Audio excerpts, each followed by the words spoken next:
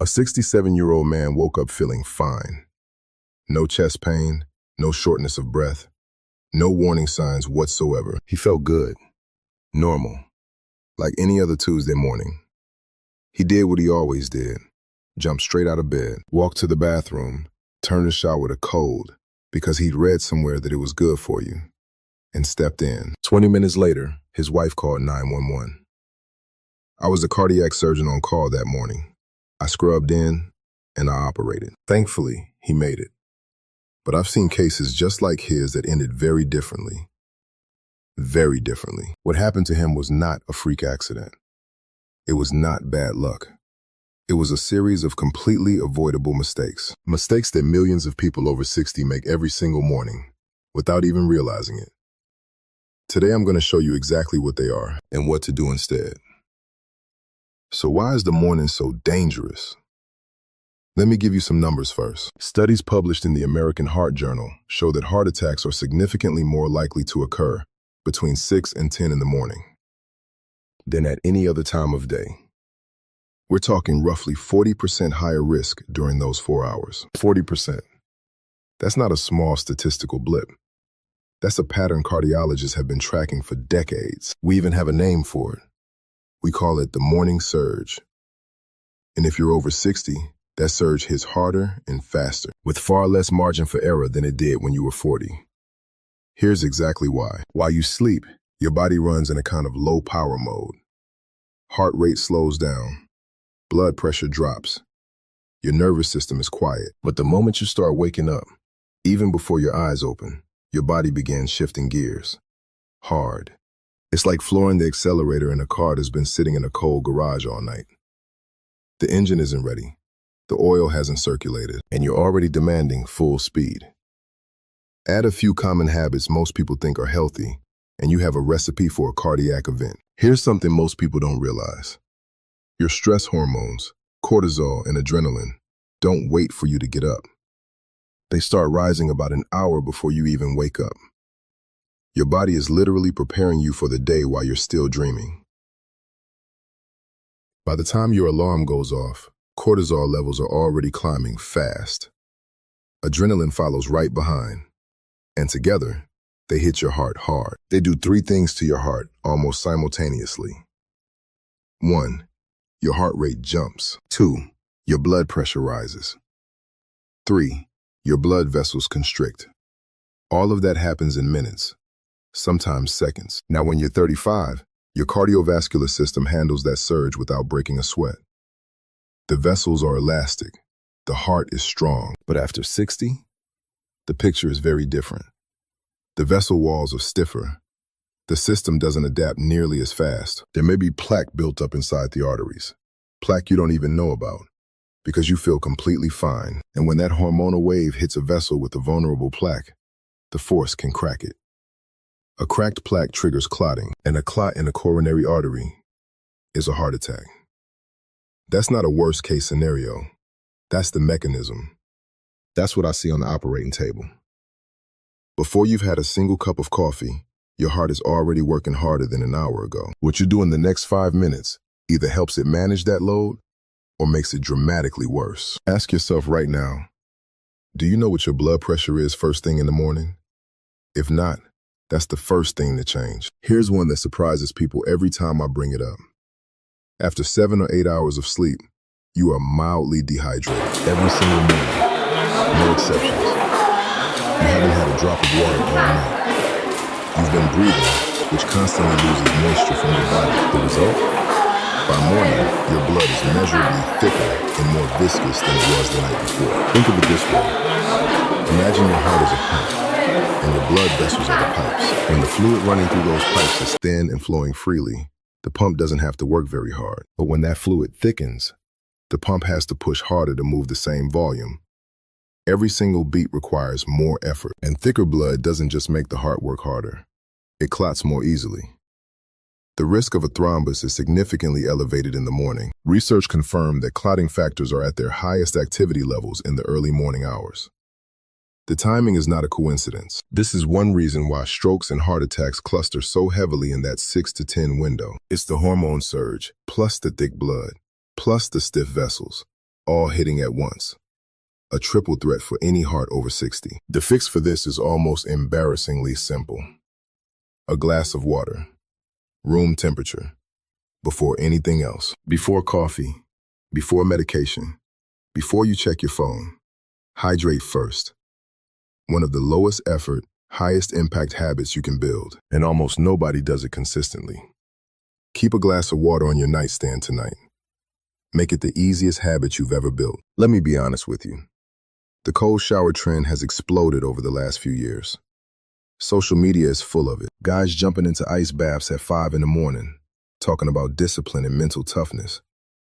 Cold exposure has real benefits, I won't deny that. But here's what those videos never mention. Timing matters enormously.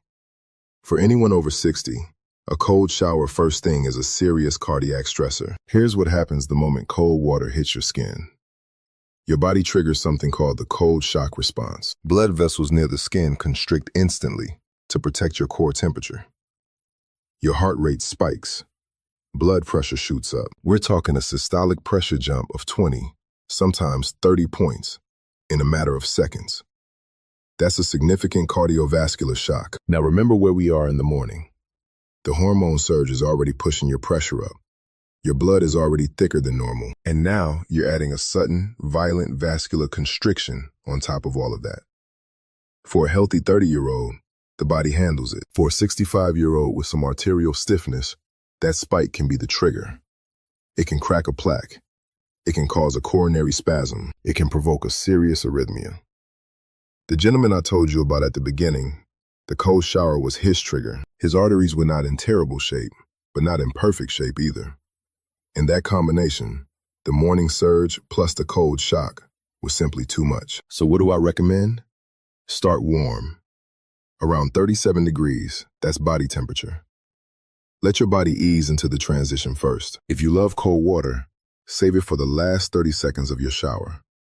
By that point, your vessels have had time to dilate. Your pressure has stabilized slightly, and the cold shock is far less severe. One small adjustment, big difference for your heart. How do you get out of bed in the morning?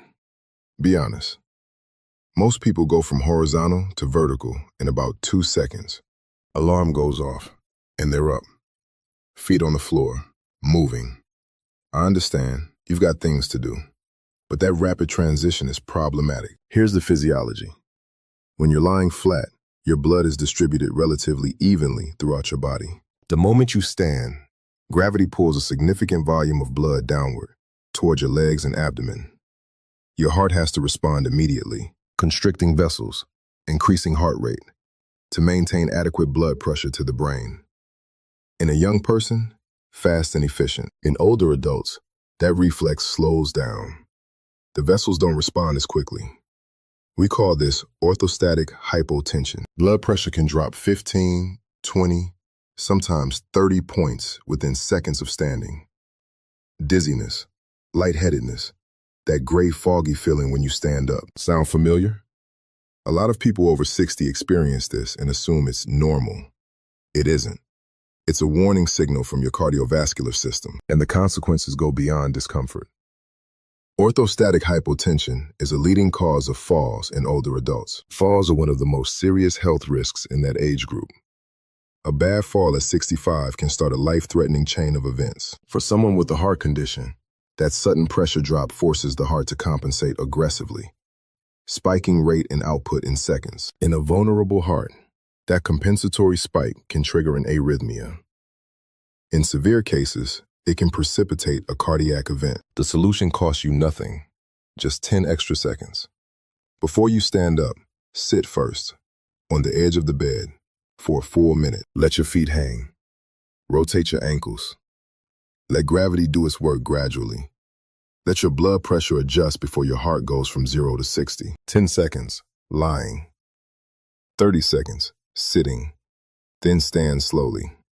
That simple transition can prevent a fall, prevent an arrhythmia, and something far worse. I've seen it happen both ways, and I know exactly which side of that I want you on. Let me ask you something. Are you currently taking a blood pressure medication?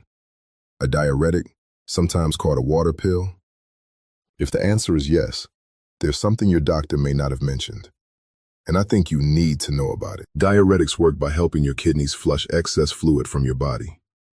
Reduce fluid volume, reduce pressure. They're effective. They're widely prescribed. But here's the catch. When your kidneys flush fluid, they also flush minerals, specifically magnesium. And magnesium is not a minor player. It regulates the electrical signals that control your heartbeat. It keeps the rhythm steady. It helps the heart muscle relax properly between beats. When magnesium levels drop quietly, the heart becomes electrically unstable. The rhythm can become erratic. Palpitations, skipped beats, or more serious arrhythmias. And it can happen with no obvious warning, because the morning is already the time when your heart is under the greatest stress. A magnesium deficiency hits hardest right then. I have seen patients with morning arrhythmias that completely resolved once we identified and corrected a magnesium deficiency. More common than people think. If you're on a diuretic, ask your doctor at your next appointment to check your magnesium level. A simple blood test, 2 minutes. That information could be genuinely invaluable for your heart. Don't assume everything is fine just because nobody checked. Now I know what some of you are thinking. Dr. Adewale, I walk every morning. My doctor told me exercise is good for me. And your doctor is absolutely right. Exercise is one of the best things you can do for your heart at any age. Full stop. But, and this is a significant but, timing and intensity in the morning matter more than most people realize. Here's the problem. In the morning, cortisol is high. Blood pressure is elevated. Blood is thicker, and the heart is already working harder than usual. Now imagine jumping straight into a vigorous workout in that state. No warm-up. Just go. Your heart rate surges rapidly on top of an already elevated baseline. Blood pressure climbs higher on top of an already elevated morning pressure. And your coronary arteries, already slightly constricted from the morning hormonal surge, are being asked to deliver dramatically more blood to a working heart muscle. Research published in Circulation found that vigorous exertion in the early morning carries a meaningfully higher risk of triggering a cardiac event in adults over 60. This doesn't mean don't exercise in the morning. It means don't sprint before you walk. Literally. Give your body 20 to 30 minutes to wake up, hydrate, and stabilize before you do anything strenuous. A gentle walk is perfect. Slow stretching is perfect. Save the intensity for after your body has had time to shift properly into active mode. And ask yourself, when you exercise in the morning, do you warm up first or do you just start? Tell me in the comments. All right, you now understand why the morning is dangerous. So let's talk about what to actually do about it, because knowledge without action is just worry. And I'm not here to make you anxious. I'm here to give you a plan. This is what I call the 5-minute morning protocol. No cost, no equipment. Meaningful cardiovascular protection every single morning. Minute 1, conscious waking. When your alarm goes off, don't move yet. Stay exactly where you are. Take 3 slow, deep breaths. In through the nose, out through the mouth. This activates the parasympathetic nervous system, the calming branch, to counteract that cortisol surge before it peaks. Just 3 breaths, that's all. One of the most powerful tools for cardiovascular protection, and it costs you absolutely nothing. Minute 2, hydrate before you stand. Keep a glass of water on your nightstand. Before your feet touch the floor, drink it. Room temperature, the whole glass. This begins thinning your blood, reduces the clotting risk, and gives your cardiovascular system something to work with before the demands of the day begin. Minute 3, sit before you stand. Roll to your side, push yourself up slowly, and sit on the edge of the bed. Don't rush this. Rotate your ankles in circles, 5 times each direction. This activates the muscle pump in your calves, pushing blood back up towards your heart. Minute 4, gentle movement. Still sitting, slowly roll your neck side to side. Shrug your shoulders. Stretch your arms above your head. You're waking up your muscles gradually, increasing circulation gently, giving your heart rate a chance to rise at a pace it can actually manage. Minute 5, stand slowly. Place both feet flat on the floor. Press through your legs and rise at half your normal speed. Stand still for 10 seconds before you take your first step. Let your blood pressure confirm its new position before you start moving. 5 minutes. That's the entire protocol. And on the days when you do this, your heart starts the day protected, not ambushed. Here's what I want you to sit with for a moment. Everything I've described today, none of it is exotic. None of it is rare. This is happening in bedrooms across America, every single morning, in houses just like yours, to people who feel completely fine, who have no idea. That's the part that gets me. After 15 years as a cardiac surgeon, the cases that stay with me are not the complicated ones. They're the preventable ones. The 68-year-old retired teacher who had a cardiac event getting out of bed on a Wednesday morning. The 71-year-old grandfather who stepped into a cold shower